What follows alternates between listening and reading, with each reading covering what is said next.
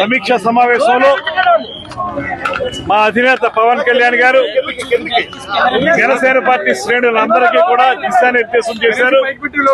ముఖ్యంగా సమయం తక్కువగా ఉంది కనుక ఈ తక్కువ సమయంలో మనం ఎలక్షన్లకు సన్నద్ధం కావాలని, ఎలక్షన్ లో మనకి ప్రజలు ఎంత అభిమానం మన మీద ఉన్నప్పటికీ కూడా దాని ఓట్ల రూపంలో మార్చుకోవడానికి ఎలక్షనీరింగ్ చేసుకునేటువంటి సమర్థత మనం చూపించాలని, దానికి అవసరమైనటువంటి ప్రతి కార్యక్రమాన్ని ఇవాళ నుంచి మొదలు పెట్టాలని, అదేవిధంగా Telugu Desam party, Janasena party, Bharatiya Janata party మూడు కూడా కలిసి పోటీ చేసేటువంటి నేపథ్యంలో మన అందరం కలిసిమెలిసి హ్యాండ్ ఇన్ హ్యాండ్ వెళ్లి 100% విజయం సాధించాలనేటువంటి దిశానిర్దేశం మా అందరికీ చేశారు.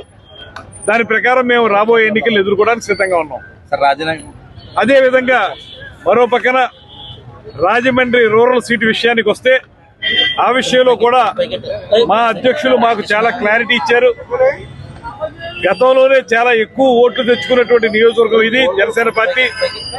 ఇవాళ రాజమండ్రి రూరల్ నుంచి జనసేన పార్టీ పోటీ చేస్తుంది, దానికి కందుల దుర్గేష్ అభ్యర్థిగా ఉంటాడనేటువంటి మాటను ఆయన మాకు తెలియజెప్పడం జరిగింది.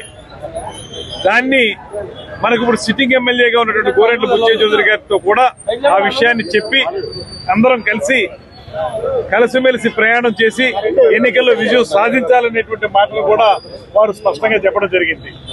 దీని ప్రకారం ఇవాళ రాజమండ్రి రూరల్లో జనసేన పార్టీ పోటీ చేస్తుందనేటువంటి స్పష్టతని ఆయన మాకు ఇవ్వడం జరిగింది.